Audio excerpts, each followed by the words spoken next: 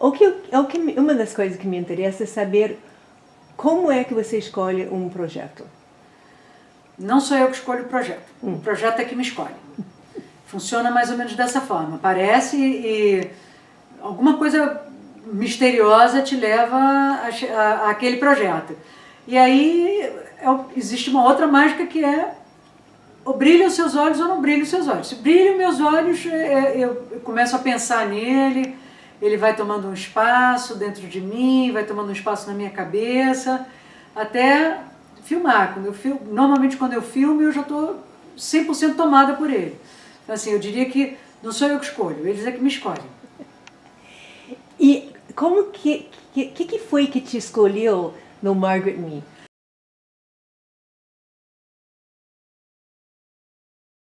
Margaret Me teve uma história muito curiosa, realmente muito curiosa. O que aconteceu foi o seguinte, eu tenho um grande amigo que é um produtor de exposição, pessoa com quem eu trabalhei durante muitos anos, chamado Roberto Padilha. O Roberto estava produzindo uma exposição dos 100 anos da Margaret Me. Então, aí ele me pediu ele me telefonou e me disse, poxa, eu estou precisando traduzir, mandar fazer legendagem num vídeo feito em Harvard, nos Estados Unidos. Um pequeno vídeo de 10 minutos sobre a Margaret Me. Será que você me indica alguém? Falei, claro, pois não, indiquei o estúdio que faz legendagem para mim lá em São Paulo. Só que aí eu fiz essa ponte. Então quando eles me mandaram, quando o vídeo tinha sido traduzido, tinha sido legendado e veio para mim, eu resolvi conferir para ver se estava tudo certo, antes de entregar para o Roberto. Eu na verdade já conhecia a Malena Barreto, que era uma espécie de pupila da Margaret Me, conheço há muitos anos e frequento muito o Jardim Botânico, porque é perto da minha casa. Então eu já tinha ouvido falar, mas não tinha ainda conhecimento de quem era a pessoa, etc. e tal. E aí quando eu vi esse vídeo, eu fiquei encantada. Esse vídeo de 10 minutos, que conta rapidamente a história da Margaret Me. Que é um vídeo ilustrativo, feito nos Estados Unidos, quer dizer, é um vídeo mais sobre uma ecologista que estava preocupada com a flora brasileira do que qualquer outra coisa.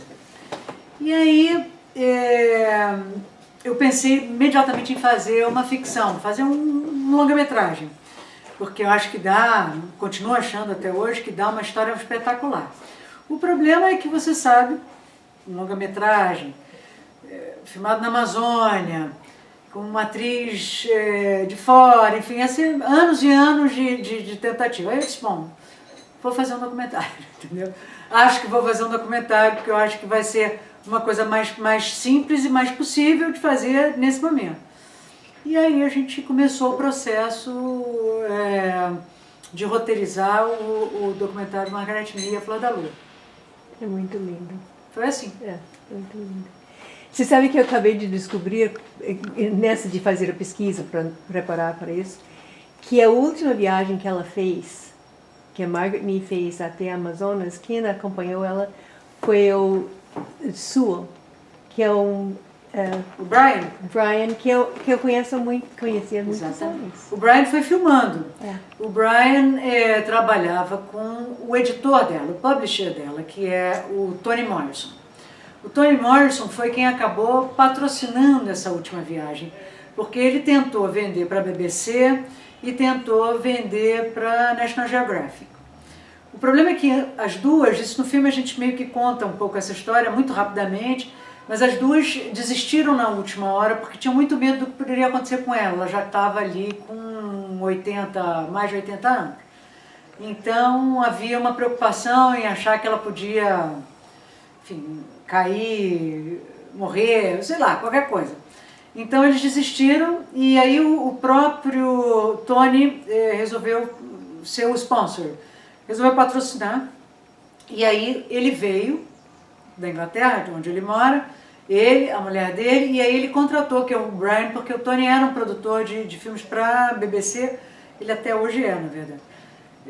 E aí ele contratou o Brian, e aí eles foram junto com o Gilberto, que é o Gilberto Castro, que é o biólogo amigo dela, e também quem hospedava ela lá em Anavilhanas, que tem uma pequena casa em Anavilhanas, e a condessa de Westminster, que estava junto, né?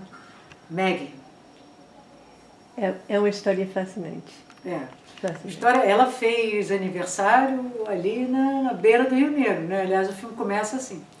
O aniversário dela na beira do Rio Negro, dessa última expedição, e ela está visivelmente muito feliz. Né?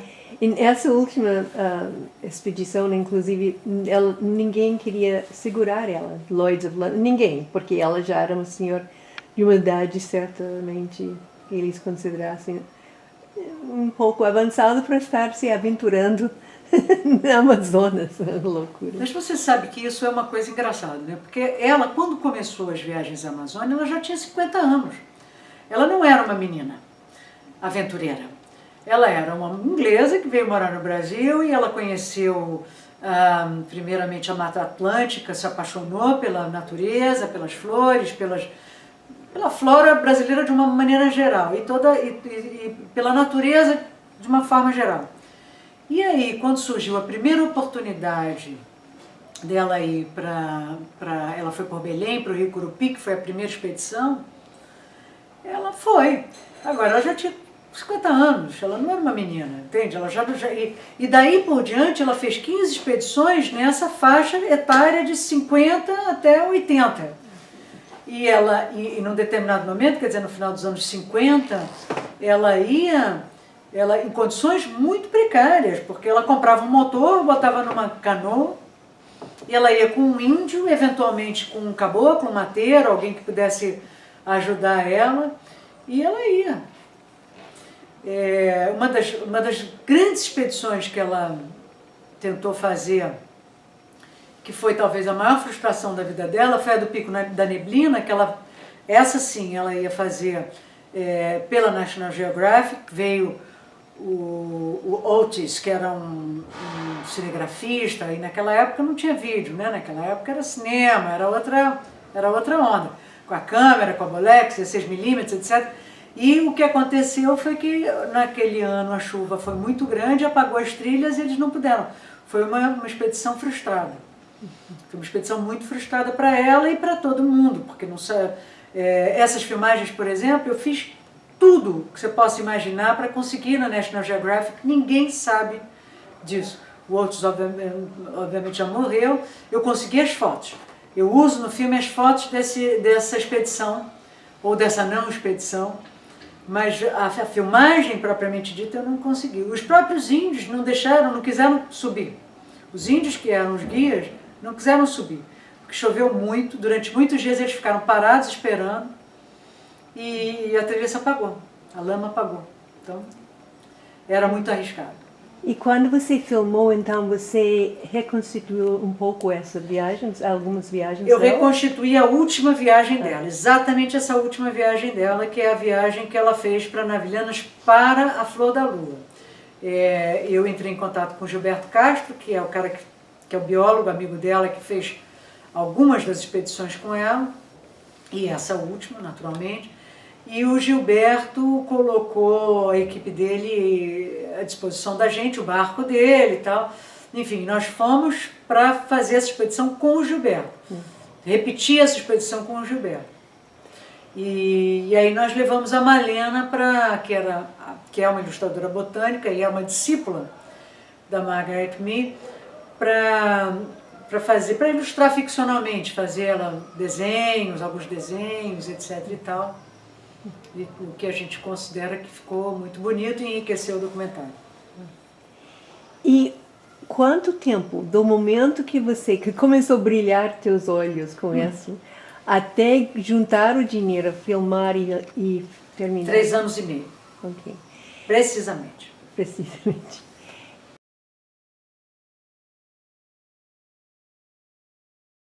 E eu queria saber também, dentro da área de documentário, esse foi teu primeiro documentário? Não. Eu trabalho para a televisão há muitos anos, mas desde muito que eu faço documentários para a televisão e para as instituições de artes plásticas, a maior parte do tempo.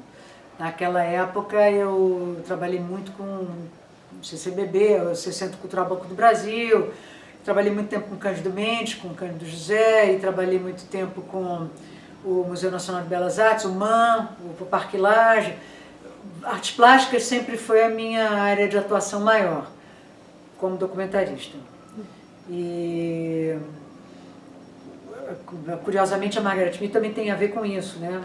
Mas para o cinema foi o meu primeiro documentário.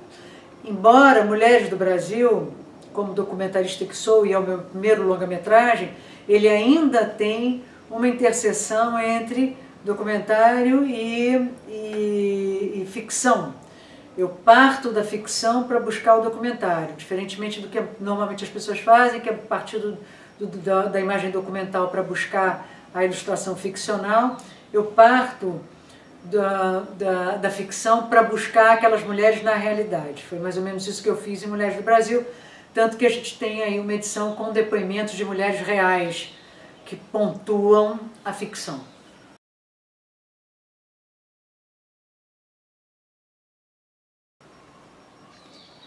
E você, quando se filmou na Amazonas, que tipo de equipamento você usou? Eu usei a 5D. Eu usei duas 5D. A 5D ela funciona muito bem para essas coisas, né? A Canon 5D, Mark II, na verdade. Mas o que diferencia ela de outras lentes é que a gente usou o que a gente chama de lentes prime. As lentes prime são lentes realmente muito boas, lentes que se usa para cinema, né? E aí a gente conseguiu um resultado muito bom. Tem gente que não acredita até hoje que aquilo foi filmado com a 5D. E não estou falando de gente leiga, estou falando de gente que trabalha com isso. Quando eu mostrei na Mostra São Paulo, na 36ª, muita gente me perguntava, você está dizendo que não filmou com 5D? Duvido, mentira, você está brincando? Eu digo, não estou brincando. É a 5D, mas a Julia Eck, que é a fotógrafa, usou essas lentes, né, que são as lentes, melhores lentes que tem, eu acho, assim, para esse tipo de coisa, e a gente conseguiu um resultado muitíssimo bom, na minha opinião. E o equipamento aguenta bem com a umidade, com todas as condições locais na Amazônia? A Amazônia é um lugar lindíssimo, né, então assim, filmar na Amazônia é sempre um presente para todo mundo que um dia pode passar por essa experiência. Ficar 8 dias num barco, sem botar o pé na terra, só entrando, subindo o Rio Negro, que foi o que a gente fez, é uma loucura. Era do barco grande, onde a gente estava hospedado, etc., para canoa, era só isso, canoa, barco, canoa. A gente só foi parar em terra no final, porque eu fui entrevistar em Novairão, que é um dos povoados do Rio Negro, o barqueiro que viajava com ela. Já está muito velhinho, mas ainda lembrava dela, enfim, conseguimos ter uma conversa muito legal. Paramos lá e descobrimos que ele estava vivo e tal, o Gilberto saiu de moto, é sempre uma aventura, né? Qualquer filmagem é uma aventura, mas filmar na Amazônia é uma aventura mais aventura.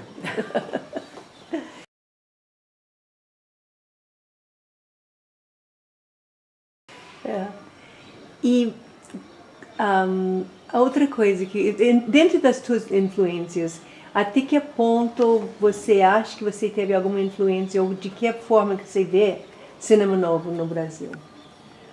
Nós todos temos, eu acho, porque o cinema novo foi a hora em que o cinema quebrou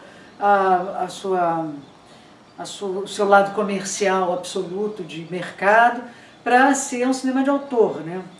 E eu, particularmente, me considero, os filmes que eu faço, o cinema que eu trabalho, é o cinema autoral, ele não é o que a gente pode chamar de um cinema comercial tradicional. Embora eu acho que essa separação entre cinema comercial, cinema de autor, cinema não comercial, cinema de arte, todas essas classificações, elas pouco querem dizer. Na verdade, a gente faz o filme que a gente acha que é importante, a gente conta a história que a gente acha que as pessoas vão querer ouvir, e é claro que a gente acha que muita gente vai ficar interessada, e isso acontece algumas vezes, outras vezes não. Mas é isso que a gente busca o público, a gente busca contar uma história para as pessoas ficarem curiosas com aquele assunto e quererem saber mais e pesquisar e se aprofundar. sobre isso eu queria falar uma coisa sobre Margaret Mee, por exemplo. Todas as obras da Margaret Mee que eu mostro no filme são de coleções públicas. Não tem uma única obra de uma coleção particular. Portanto, qualquer pesquisador, você, Kate, se você quiser ver aquelas obras pessoalmente, porque você quer se aprofundar no trabalho da Margaret Mee, você pode ir ao Kew Gardens, em Londres, você pode ir ao City Burle-Marx aqui, ou você pode ir ao Instituto Botânico em São Paulo.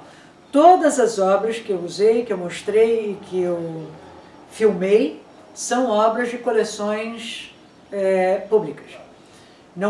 Foi uma opção minha de não trazer obras de coleções particulares, justamente para que eu não houvesse essa questão. Você não pode, coleção quando é particular, o dono diz se ele quer ou não quer que você veja. Então, isso foi só um adendo para te explicar como é que é essa minha relação com o filme, como é que a gente quer que o filme seja recebido. Para mim, o filme deve ser recebido, qualquer filme que a gente faz, seja ele um curta-metragem, seja ele um documentário, um longa-metragem, uma comédia, um drama, um filme de terror, qualquer coisa, a gente faz para o público. Portanto, essas classificações de cinema de autor, cinema de arte, né? Ok, pode ser uma classificação muito mais dada pelos críticos do que, de fato, pelo próprio cineasta, ou pelo próprio público. O público gosta ou não gosta, é simples assim, não tem mistério. O cara gosta, eu vejo essa flor, eu gosto dela, eu posso não gostar, posso preferir essa aqui. Isso é pessoal, não dá. Mas eu acho que o Cinema Novo trouxe voltando para a tua pergunta, eu acho que o Cinema Novo trouxe para a gente essa liberdade.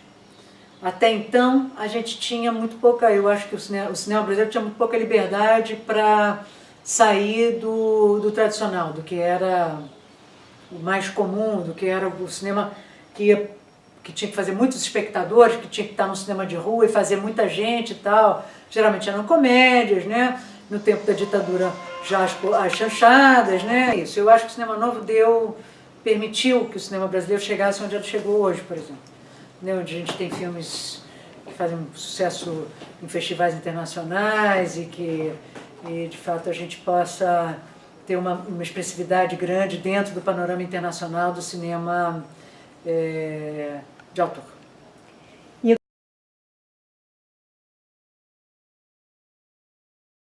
Eu queria saber o que você acha do espaço da mulher dentro desse esquema e desse sistema todo.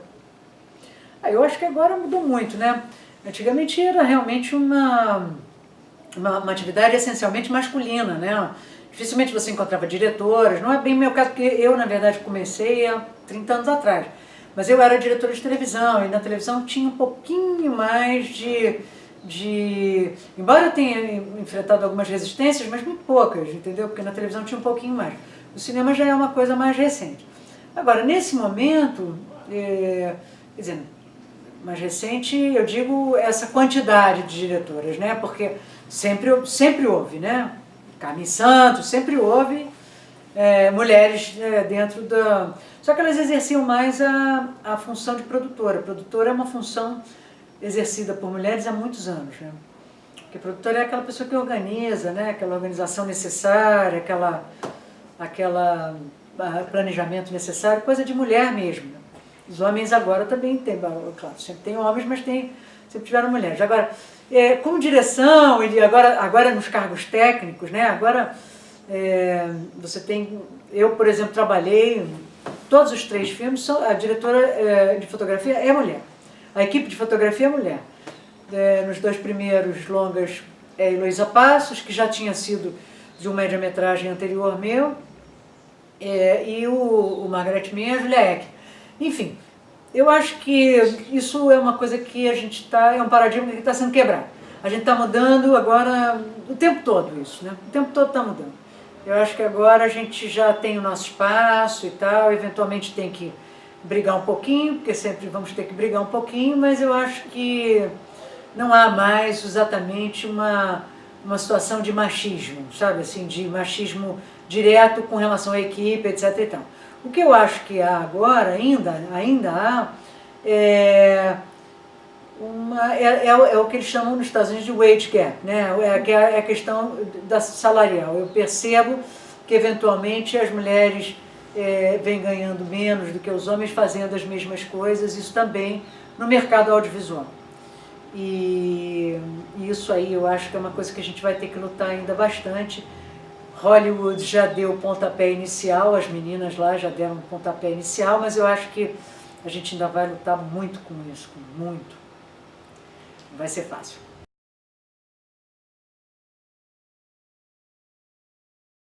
Eu queria saber como é esse processo de conseguir financiamento. Você acha que existe mais dificuldade para mulheres e seus projetos ou não? Acho que é assim. Na verdade, financiamento para o filme é um mistério absoluto. Ninguém nunca sabe como é que a gente vai conseguir o dinheiro para fazer o filme. Antigamente era de uma forma, a Margaret Mee, por exemplo, foi uma sorte muito grande que a gente teve, porque havia uma empresa que era... a gente tentou algumas outras empresas, não conseguiu nada e tal, mas havia uma empresa que tinha interesse em filmes de mulheres e queria fazer isso, né? Então a gente conseguiu juntar uma coisa com a outra e ela foi a patrocinadora majoritária e única do filme, coisa raríssima. Já hoje a gente depende do fundo setorial. O fundo setorial, eu acho que ele trabalha mais por projetos e mais pelo valor da pessoa que está apresentando aquele projeto. Então eu não acho que seja exatamente uma questão entre mulheres e homens. Eu acho que é uma questão mais talvez de experiência ou menos experiência, ou mais bagagem ou menos bagagem dentro daquela área. Eu não estou nem dizendo que eu acho isso certo ou errado, eu só estou achando que eu acho que isso é uma tendência, é o que se demonstra ser, é o que parece ser. Agora, quando você vai pedir um patrocínio, é uma coisa que você tem que estudar muito, né? Assim, para você saber exatamente para quem você está pedindo, de que forma, se aquela pessoa tem o perfil de quem vai pedir. Assim, o mercado aumentou muito, sabe, Kate? Aumentou nesses últimos 10 anos, é uma coisa inacreditável, assim, a quantidade de produtoras, de diretores, etc., que tem no Brasil e não há patrocinador para todo mundo, entende? Então o fundo tenta suprir essa lacuna. Somado a isso, a gente está numa crise muito grande e as empresas tendem a segurar o investimento na medida que elas podem. Então, é uma equação muito complicada. Eu de fato acho um mistério, não consigo entender muito bem, mas eu não sei se exatamente Eu contei essa história da empresa relacionada ao Margaret Mee exatamente por isso, porque era isso que a empresa procurava. Filmes de mulheres sobre mulheres. Hoje em dia tem outras empresas que fazem isso, entende? Tem editais só para mulheres. Então, assim, eu acho que essa misoginia, de alguma certa forma, ela vai sendo ultrapassada pelo reconhecimento da sociedade de que ela existiu durante todos esses anos. E que ela agora precisa não mais existir. Então, trabalha-se para que isso aconteça. Eu acho que é isso que a gente está vivendo neste momento.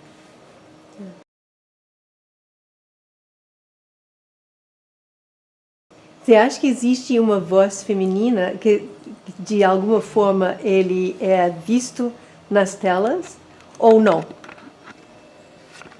E se existe, como que essa se transfere? Quer dizer, você poderia saber se que foi dirigido por uma mulher? Acho que não. Eu resisto um pouco a esse rotulamento, sabe assim, esse rótulo de filme de mulher.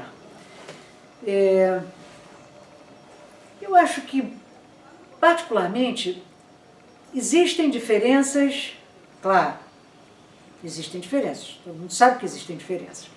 E essas diferenças se traduzem muito mais na forma de fazer do que no conteúdo.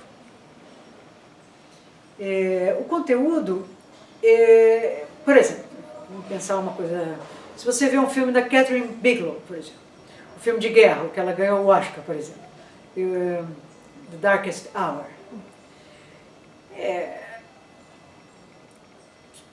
poderia olhar aquilo e dizer assim, não, isso é um filme de homem, né? Filme de guerra, filme de violência, filme de... Não é. É um filme de uma mulher extremamente feminina e talentosa. Então eu acho que essa diferença entre homens e mulheres, ela se traduz muito mais na forma de tratar, na forma de fazer, mas não no resultado final. Não acredito nisso. Acho que filme de mulher, filme de homem, filme de... eu me lembro que aconteceu uma coisa engraçada, uma cineasta conhecida minha, no meu primeiro filme tem um divórcio, fala-se de um divórcio. Eu não mostro esse divórcio. O que eu mostro é um porta-retrato com a foto do casal e uma aliança caindo em slow motion. E aí uma cineasta amiga minha, na época, disse, poxa, isso é uma coisa tão de mulher, duvido que um homem fizesse uma coisa dessa. Eu achei bonito, eu tomei como um elogio, claro. Mas eu diria que sei, não acho que seja... Poderia ter um homem fazendo uma coisa dessa, eu não sei, eu acho que... Eu na época pensei muito sobre isso, falei, será que tem isso mesmo? Será que a gente faz coisas que os homens não fariam ou vice-versa?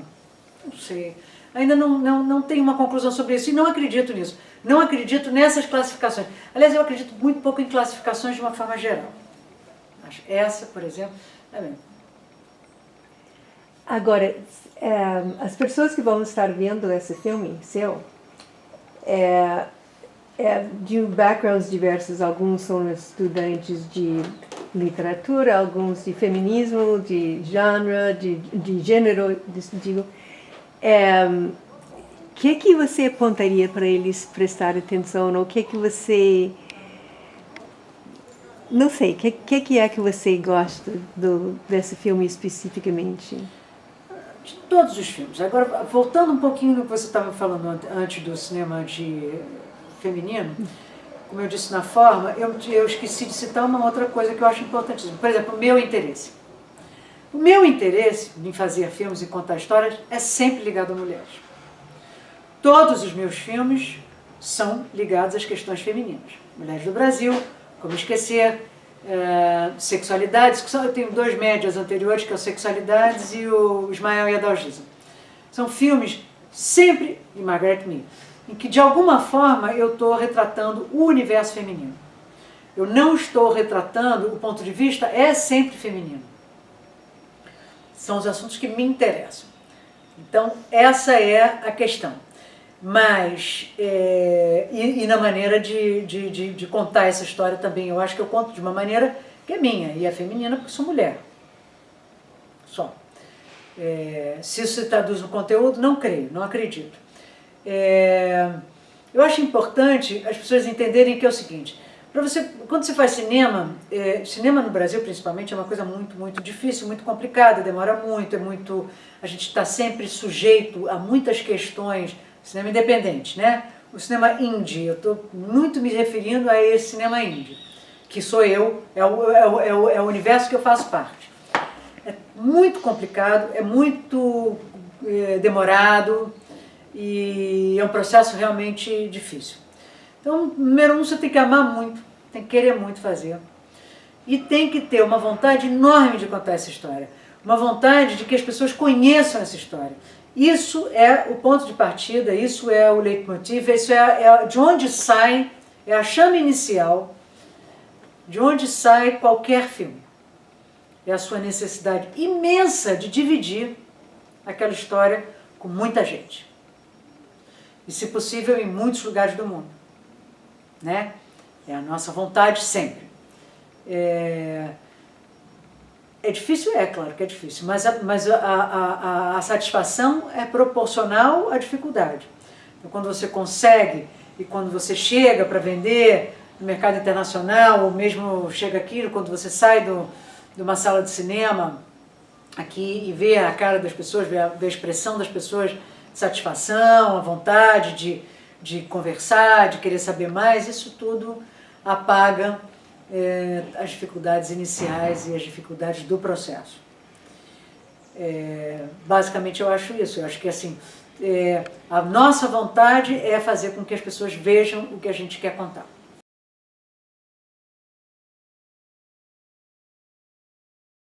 Eu fico muito feliz, porque você sabe que a Margaret Mead, quando eu comecei a pesquisar, eu fui muitas vezes à Inglaterra, logicamente, afinal de contas ela era inglesa e tal. E tirando o pessoal do Kew Gardens, que é obviamente ligado a isso, né? As pessoas ligadas à botânica e à ilustração, ninguém conhece a Margaret Mead na Inglaterra. Porém, nos Estados Unidos, ela é super conhecida. Ali em Washington, Smithsonian, todas aquelas pessoas ligadas ao Smithsonian de alguma forma, e às universidades de uma maneira geral, a Harvard, como eu contei a história do vídeo, etc. Ela é muito conhecida, como ela é conhecida no Brasil. Na verdade, uma coisa mais estranha que aconteceu, e a conclusão que eu cheguei fazendo esse filme é o seguinte: a Margaret Mead é muito pouco conhecida na Inglaterra, porque existem muitos outros aventureiros botânicos, ecologistas ou historiadores na Inglaterra, então ela é a mais uma. Porém, ela no Brasil e nos Estados Unidos, ela é considerada realmente uma pessoa muitíssimo importante.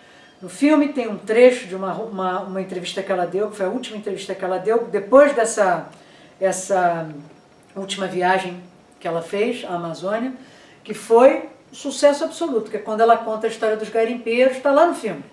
Vocês vão ver no filme, não vou contar. Spoiler não, não spoiler.